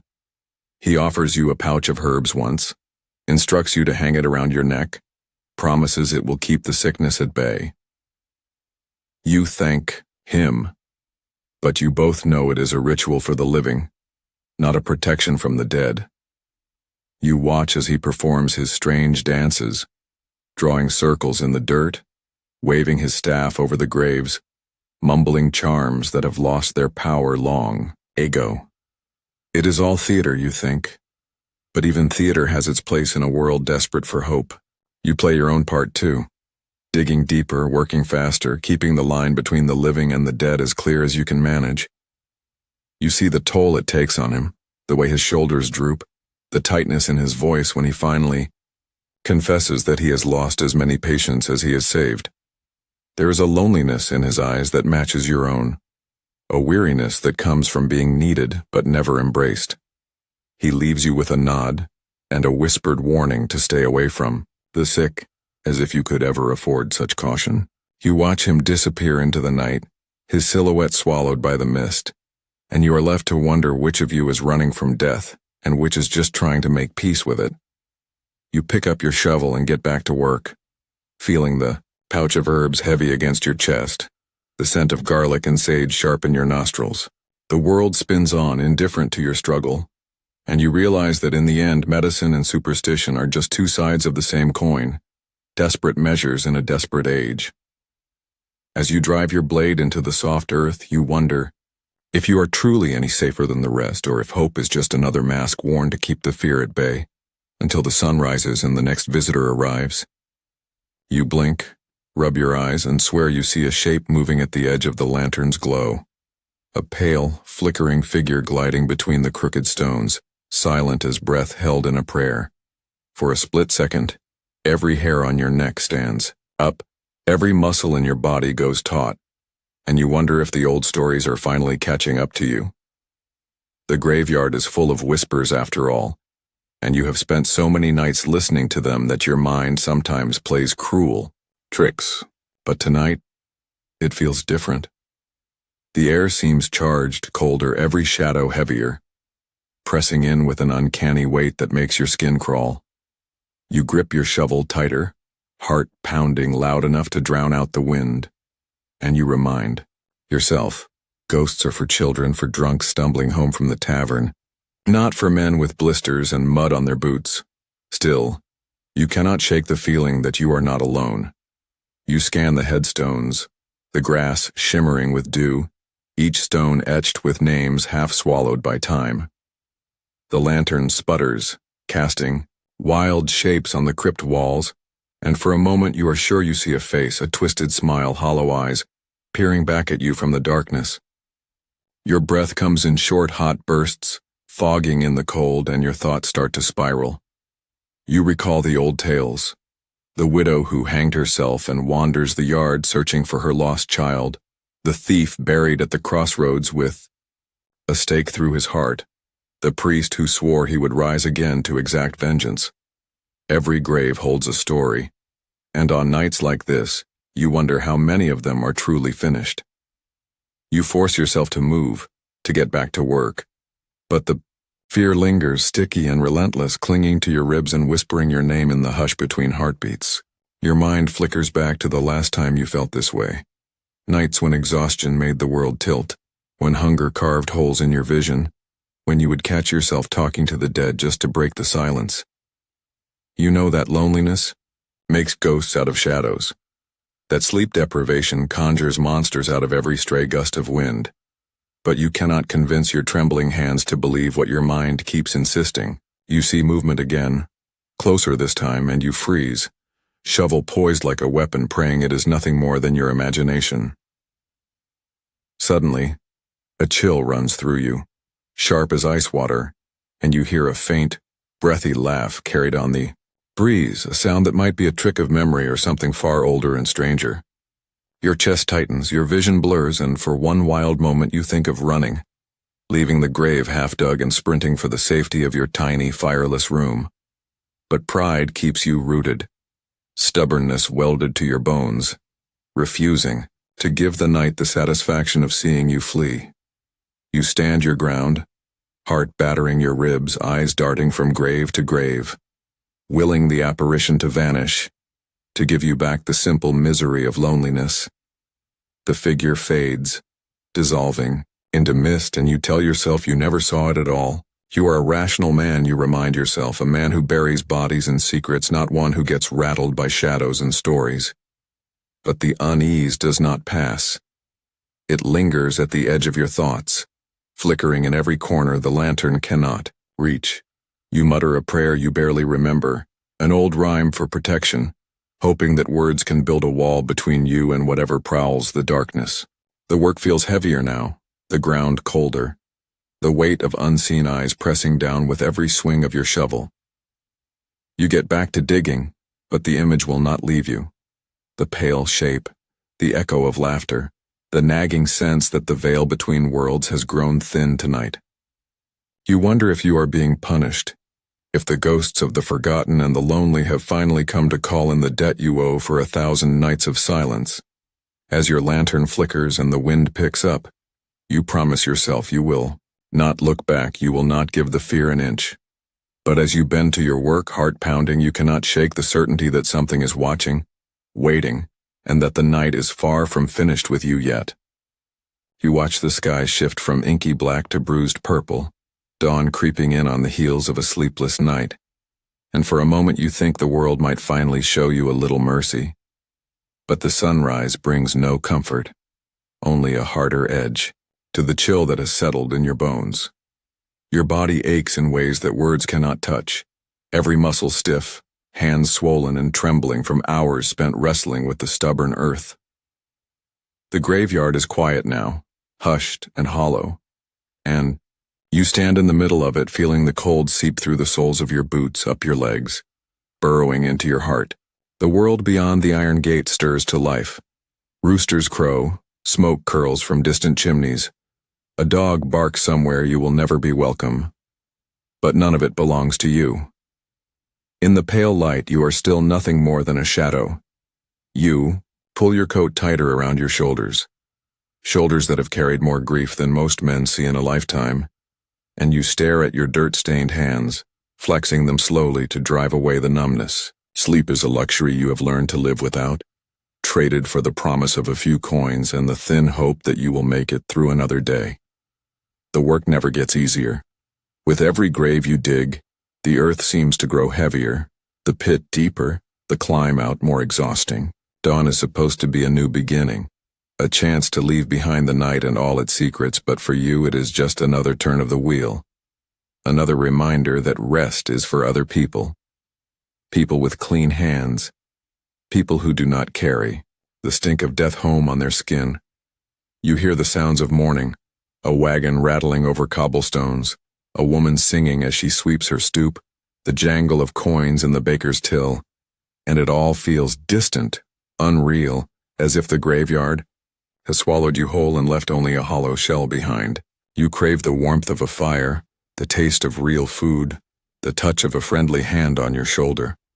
But those things belong to another life, a life you can barely remember. Here, in the sharp light of dawn, your hunger gnaws deeper, your loneliness sharpens, and you wonder how much longer you can keep going on scraps and stubbornness. There is a moment, just as the sun breaks the horizon, when the graveyard glows gold, and every stone casts a long shadow across the grass. For a heartbeat, you let yourself imagine that you could belong here, that you could be part of this world. But the illusion fades quickly. The ache in your body will not let you forget what you are. The gravedigger, the outsider, the one who wakes up each day to the same cold welcome and the same unending labor. You take a deep breath, the air biting at your lungs, and let it out slow, watching your breath hang in the air like the ghost of something you used to be. You gather your tools, each one heavy with the memory of the night's work, and you feel the weight of every grave you have dug pressing down on your shoulders. The sun rises, but it brings no warmth, no forgiveness, only the certainty that the world will keep turning whether you rest or not. You are invisible in the daylight, just another dirty, hunched figure limping home, ignored by those who pass you on their way to markets and meetings and lives untouched by the graveyard's shadow. You long for relief, but you know better than to hope for it. The day ahead is as relentless as the night you have just survived. You trudge away from the graves, boots heavy with mud, eyes gritty and red. The village is waking up, but you are already spent, used up by a world that never gives back what it takes. You wonder if the day will ever come when you are more than this, a shadow among the stones, a pair of aching hands and hollow eyes. But for now you keep moving, keep breathing, keep carrying the weight, because you know that as soon as the sun sets, the cycle will begin again, and the graveyard will call you back to its cold embrace. You dig your blade into the earth and hit something unexpected. Metal scraping on metal, a muffled clink echoing in the still morning air. Your pulse jumps as you kneel down, curiosity slicing through the exhaustion that clings to you like a second skin. Carefully you push aside the clods of dirt, fingers numb with cold, and unearth a battered coin, its markings nearly worn smooth by years spent in the soil. Sometimes it is a ring, a broken locket, the faded remnants of a ribbon tied around a secret long forgotten. The graveyard is full of these hidden tokens, treasures lost to memory, each one whispering a story the living no longer remember or dare to repeat. Your heart thuds with the old thrill of discovery, the strange hope that maybe this time, what you have found will change everything. A pocket full of coins, enough to buy a meal that does not taste of guilt, a scrap of gold that could buy you a week without hunger. But it is never that easy. Most times what you find is nothing more than a relic of someone else's heartbreak. A child's shoe, too small and worn to have lasted long in the world. A tiny glass vial still clinging to the scent of lavender, placed there by trembling hands who could not bear to say goodbye. You hold these objects in your palm and feel the weight of their sorrow, the echo of loss that never truly leaves this ground. There are moments when you stumble onto something darker, a knife hidden beneath the roots, a bone carved with strange symbols, a scrap of parchment with words too faded to read but sinister all the same. The graveyard holds more than the dead. It holds secrets the town has tried to bury, stories that refuse to stay quiet, betrayals that fester beneath the surface. You know better than to ask questions, better than to mention your discoveries to anyone who might come looking for answers. Some things are safer left undisturbed. Still, your mind races with possibilities. Was it love or fear that led someone to bury their treasure here? And what would they do if they found you holding it? Sometimes the secrets are softer. Two skeletons tangled together in a single grave, fingers intertwined even in death, or a locket pressed between cracked ribs, containing a faded curl of hair and a portrait almost erased by time. These moments catch you off guard, tugging at something deep inside you. A reminder that the graveyard is not just a place of endings, but of hidden loves, quiet rebellions, and stories that no priest ever blessed. You find yourself wondering about the lives behind the tokens, who risked everything to hide a coin or a letter or a ring, what promises were whispered in the dark before the earth swallowed them whole. You tuck the latest discovery into your pocket, knowing better than to flaunt it, but unable to shake the feeling that you are carrying a piece of someone else's unfinished story. The urge to hold on to hope, however small, however foolish, is something you cannot quite give up, no matter how many times the world disappoints you. For a few minutes, the hunger and the cold fade, replaced by the rush of curiosity and the distant echo of possibility. You scan the ground for more, eyes sharper now, searching for clues that might change your luck, or at least distract you from the weight of your routine.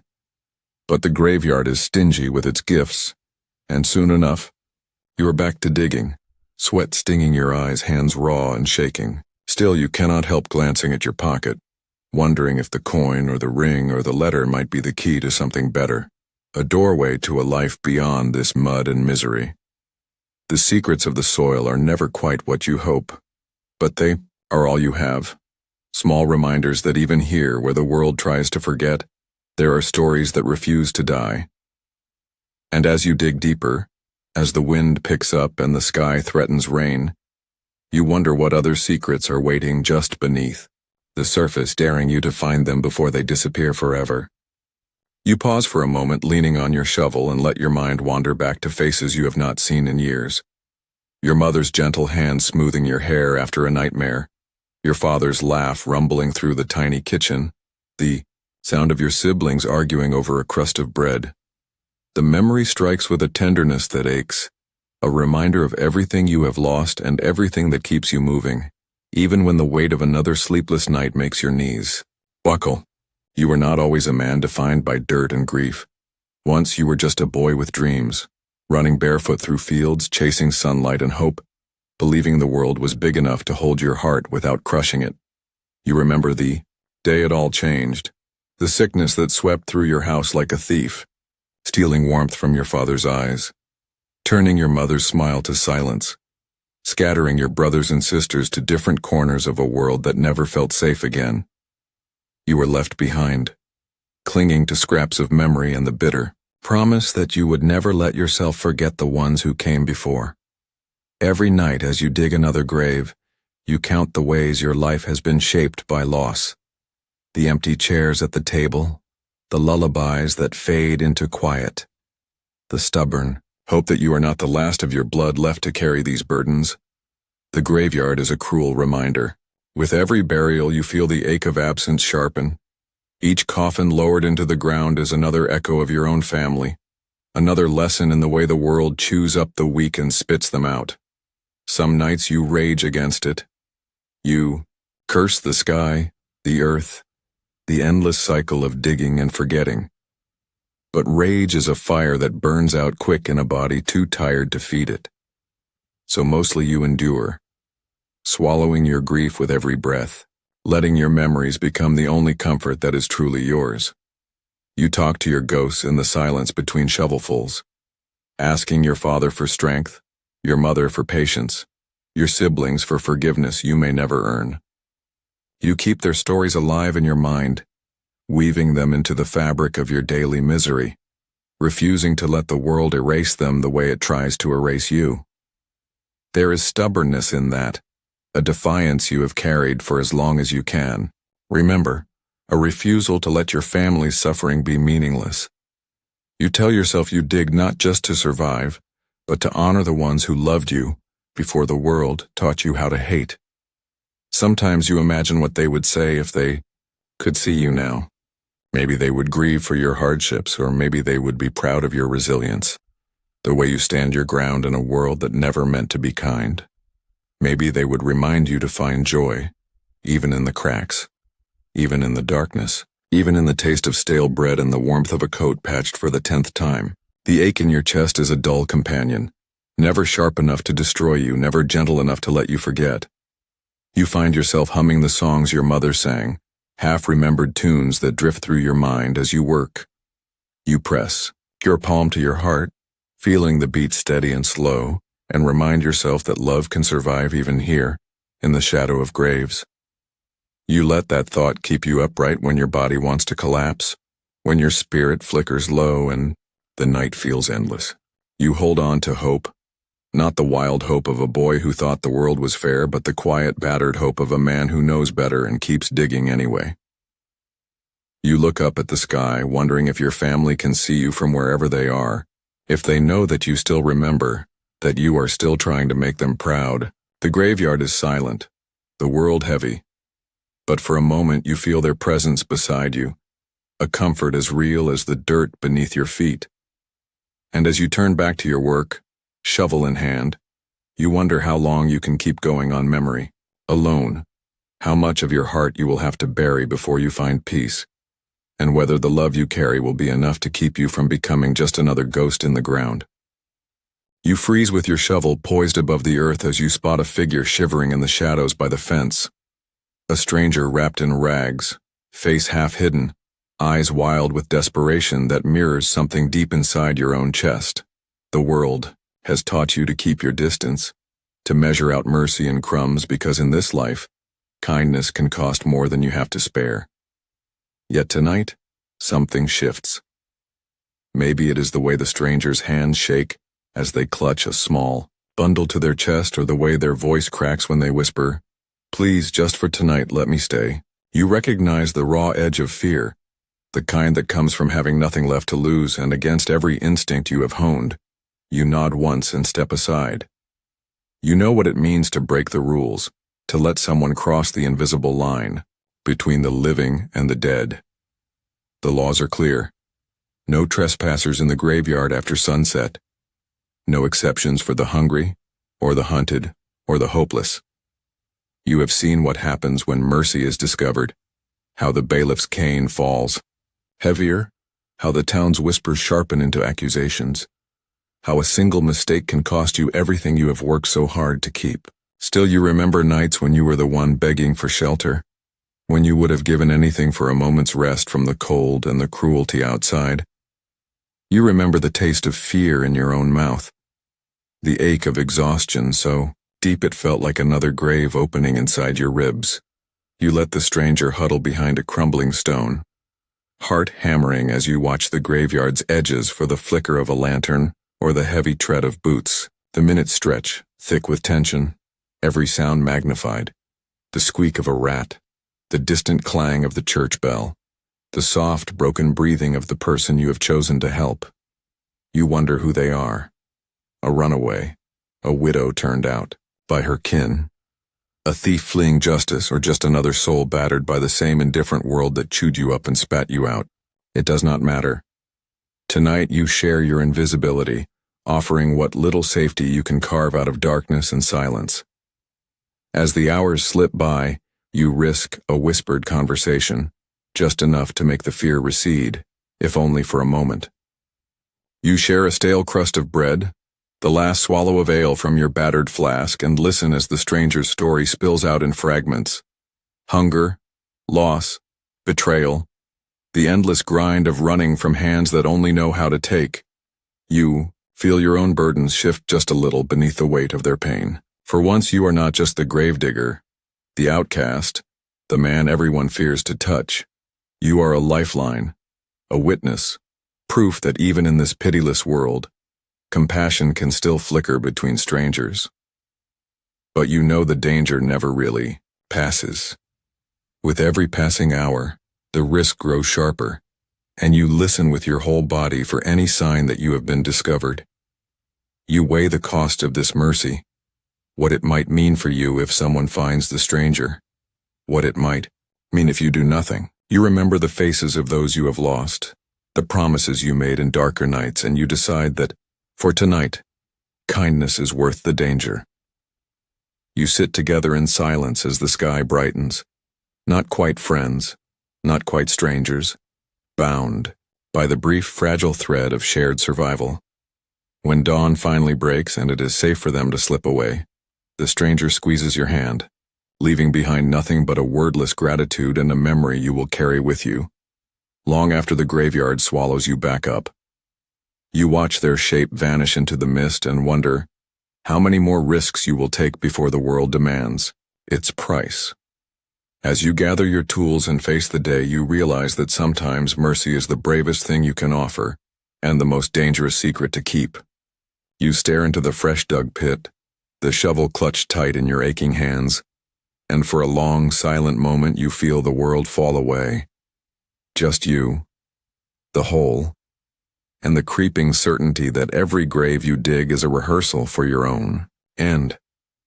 The chill seeps into your bones, heavier than the dirt, heavier than exhaustion, and you sense the enormity of it settling over you like a shroud. It is not just about death. It is about the knowledge that you spend your nights measuring out the earth for strangers, all the while knowing that one day there will be no one left to fill the hole for you. The pit yawns wide, silent and hungry, and you cannot help but imagine what it will feel like to lie down in the darkness, the world above rolling on, indifferent, as the soil closes over your face. Existential dread is not a story you tell yourself to pass the time. It is a shadow that stalks you from one grave to the next, whispering that no matter how hard you work, how many bodies you lay to rest, how many prayers you mutter into the cold night air, the earth does not care. The graveyard keeps its own tally. It swallows every name, every secret, every hope and failure alike, until all that is left is silence. You stand on the edge of the pit and see your own reflection in the black water pooled at the bottom, blurred, warped, insubstantial, as if the earth itself is mocking your effort to leave a mark. It is easy to believe you are nothing more than another shovelful waiting to fall. You think about the lives you have buried, the stories you will never know, the faces already slipping away from memory.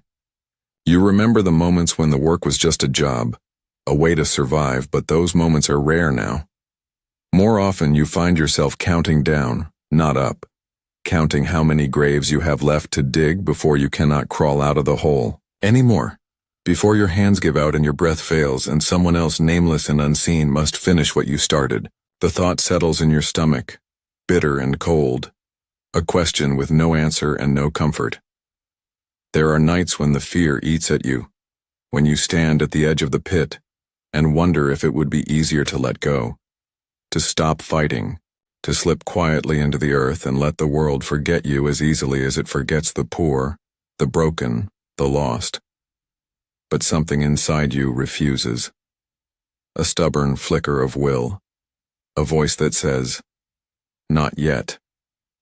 You grip the shovel harder, force yourself to climb out of the pit, to keep moving, to keep digging, because as long as you work, as long as you fight the pull of the grave, you are not just waiting to die. You are living, even if living means nothing more than surviving until morning. You wonder what legacy a gravedigger leaves behind. No monuments bear your name. No songs remember your kindness. No feast is held in your honor. All that remains are the graves, the silent markers of lives and losses, the evidence that you were here, even if no one ever speaks of it. You hope in some small, stubborn way that the work means something, that your hands have done more than just measure out dirt and darkness. Maybe when your time comes, the earth will remember you kindly. Maybe your story will not end with a whisper in the mud, but with the memory of all the lives you helped carry to rest. As you step back from the pit, heart heavy with the weight of questions you cannot answer, you promise yourself that you will not give in. Not tonight, not yet. The dread may linger, the fear may stalk your every step, but you are still here. You are still breathing, still digging, still fighting the darkness that waits for everyone in the end. And as the wind sighs through the gravestones, you look at your hands covered in dirt and wonder if living is nothing more than refusing to lie down, even when the world keeps telling you it is time to rest. You wake to chaos. Your world, splintered by shouts in the fog, torchlight flickering wild across crooked stones, a crowd pressing at the gate with faces twisted by panic and suspicion. A catastrophe has struck. A grave collapsed in the night, bones and splintered wood exposed, rumors swirling through the village like a storm. You stagger upright, heart pounding, as the bailiff's voice booms across the cemetery, demanding answers, demanding blame. The air crackles with accusation. Every eye turns to you, the gravedigger, the outcast, the only one who knows the secrets hidden beneath this ground. You feel the weight of every rumor, every whispered story about curses and carelessness and the dangers of letting someone like you tend the boundary between life and death. The bailiff's questions come sharp and fast. Did you bury the pauper too shallow? Did you steal the ring they say is missing? Is it true you let strangers sleep among the graves, breaking the law and inviting the wrath of God and man alike? You know there are no easy answers. The ground was soft from rain, the wood was rotten, and the dead themselves refuse to rest, when the world above will not leave them in peace. Still, the village wants a scapegoat. They want someone to punish, someone to chase from their dreams, someone to make them feel safe again. That someone is always you. You try to explain, voice steady, hands raised in surrender, that you have done your job, that you have worked through hunger and pain and sleepless nights to keep the dead where they belong. But the words stick in your throat as the crowd closes in, torches sputtering, accusations hurled like stones. They call you names, spit at your feet, demand justice for the sins of the soil and the shadows. You look for a friendly face and find none.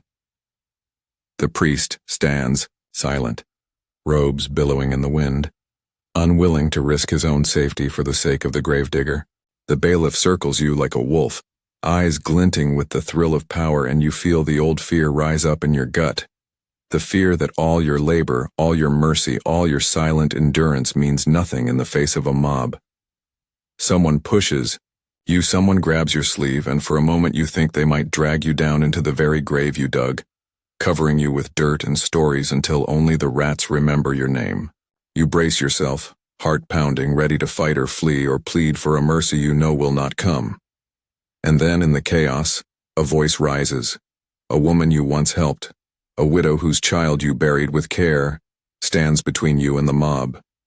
Her words cut through the fury. She tells them what you did, how you risked punishment to show kindness when the world turned cruel. For a heartbeat, the crowd hesitates, uncertainty flickering in their eyes. The bailiff snarls, tries to press the attack, but the moment has shifted.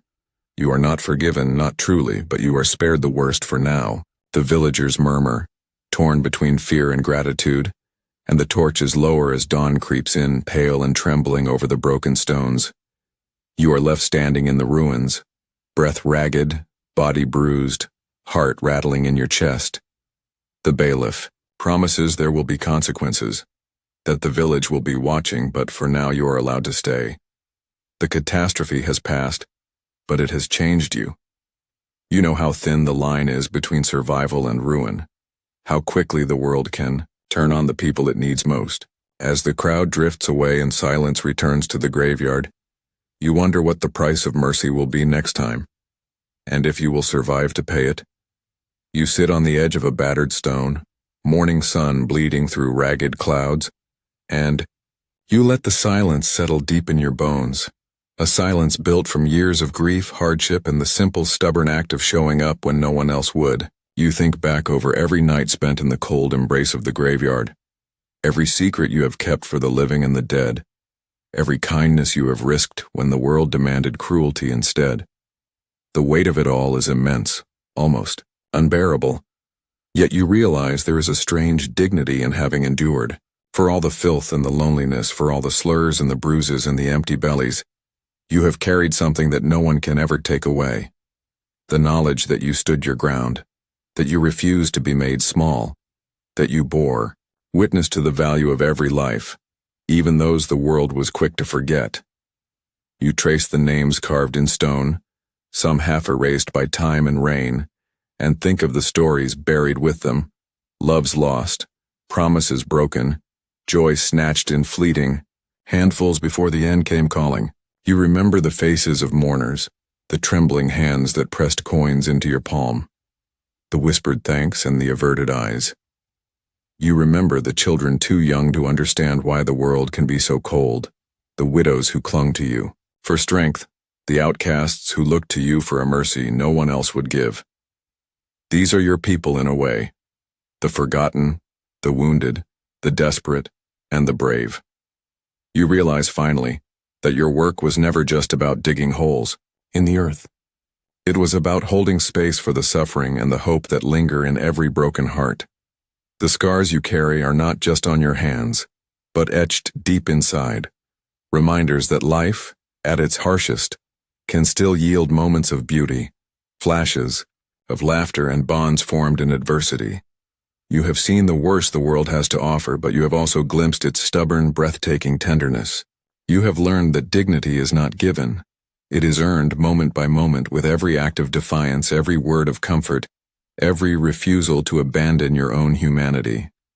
There is power in that, a power that can never be stolen by the bailiff, or the mob, or the hunger that haunts your dreams. You reflect on the meaning of your suffering, and you see that you have not been alone. Not really. You have been part of a story much larger than yourself, a history written in mud and moonlight, and the silent prayers of those with nowhere else to turn.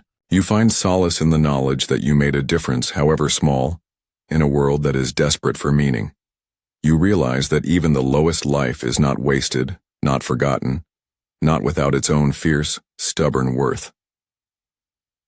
As you stand, to leave, the wind carries a last whisper through the grass, a memory or a blessing or perhaps just the world reminding you that your story is not over yet. You walk away from the graveyard with your head held high, the mud still clinging to your boots but a spark of pride burning quietly inside. You know you will return, because the world always needs someone willing to do the work no one else will touch.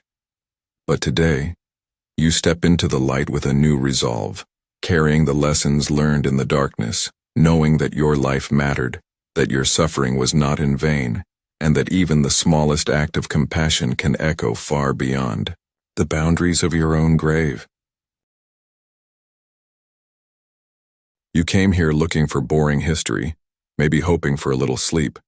But if you have made it this far, you know now that nothing about the life of a medieval gravedigger was ever boring. The story in the thumbnail, the muddy graveyard, the hollow-eyed figure gripping a battered shovel surrounded by rats and moonlight, that is not just an image. It is a window into a reality that demanded courage in the dark, resilience in the cold, and hope when every sensible instinct told you to give up. You followed each step through the muck and hunger, through fear and exhaustion, through nights where the living were only a heartbeat away from becoming the dead. You learned that the price of survival was not just the blisters on your hands or the ache in your back, but the silence, the suspicion, the way you became invisible until the world needed something from you. You saw yourself in the margins, holding up the fragile boundary between chaos and order, life and oblivion. For a moment, maybe you realized that the most ordinary people sometimes carry the greatest burdens, quietly, stubbornly, without ever expecting thanks. If you have ever walked through an old cemetery, if you have ever read a name worn smooth by rain and time, you have been closer to this story than you think. Every stone is a memory. Every patch of earth once cost someone a sleepless night. The dead may rest, but the living pay the price. And when you remember the nameless laborers who made the comfort of others possible, you start to see history for what it really is. Not a parade of kings and battles, but a patchwork of struggle and survival, pieced together by hands just like yours. This journey was not about making you feel sorry for the past, or for the souls who drew the short straw when fate was dealing out destinies. It was about breaking through the dull surface of boring history and finding the beating heart beneath. You came here expecting facts and dates. What you found was humanity. Raw, aching, sometimes angry, sometimes proud, always more complicated than the textbooks let on. You met the real face of medieval life, the side that did not get painted in gold or written into ballads but lived and died in the dirt and the fog. You may never have to dig a grave by hand. You might never feel the hunger that gnaws at your gut or the judgment that follows you through the market. But the lesson is universal. The work nobody sees is often the most important. Dignity is not given, it is earned. Sometimes with every breath you take, sometimes with every burden you shoulder when no one else will. That story repeats itself in every age, every culture, every overlooked corner of the world. When you walk past people who keep the gears of your world turning, remember what it means to be necessary but unseen. The stakes are not just about history. They are about empathy. They are about how you see the world outside your window. They are about what you choose to notice and who you decide matters. The next time you are tempted to call something boring, to tune out because the story is not gilded with kings and castles, ask yourself who is missing from the center of the frame. Sometimes the best stories are the ones buried deepest. Sometimes the quietest people have the loudest truths to tell. So why should you care? Because the way we remember the past shapes how we live today. When we honor the invisible, the tired, the forgotten, we make space for something bigger than ourselves. Real connection, real gratitude, real understanding. When you acknowledge the struggle that built the world under your feet, you become part of a legacy that refuses to let anyone disappear, even if their only monument is a patch of cold, muddy ground. You have a choice. Let history be just another bedtime story, or wake up to the possibility that every life, no matter how small, leaves a mark. If this story moved you, if you found yourself awake, listening, thinking, feeling, then you already understand the power of digging deeper. You can bring that curiosity and empathy to the rest of your life. Next time you walk by a cemetery or pass a worker at the edge of your vision, remember what you learned here. Ask questions. Pay attention. Say thank you when nobody else bothers. You never know when your small act of kindness might be the only light in someone else's long, lonely night. And if you want more stories like this, more truth beneath the dust, more humanity behind the history, make sure you subscribe, leave a comment, and let us know what hidden chapter you want to uncover next. Your questions shape this channel. Your curiosity keeps history alive. Every view, every like, every word you share helps us bring forgotten voices back to the surface where they belong. You made it through 1,000 years in one restless night. Maybe you found a little more than sleep. Maybe you found a reason to stay awake just a few minutes longer to wonder about the stories that still wait beneath your feet and about the lives that made your own possible. The next time someone tells you history is boring, remember tonight. Remember the cold, hungry hands that built your world. Remember the muddy graveyards, the silent struggle, the quiet dignity that refuses to be buried. Then ask yourself, what stories will you help uncover, and what truths will you help keep alive? Thank you for joining me in the darkness, for seeing what most people miss, and for carrying these stories with you into the light. If you are ready to see more, stay curious. There is always another grave to dig, another secret to unearth, another piece of the past that needs your attention. History is never finished, and neither are you. So hit that subscribe button, leave your thoughts in the comments, and share this video with anyone who has ever wondered what it means to matter in a world that wants to forget. Together, we will make sure no one gets left behind, not in the graveyard, not in history, and not in the long night ahead. Sleep well if you can, but if you are still awake, remember, you are never alone in the dark. There is always another story waiting for you to find it.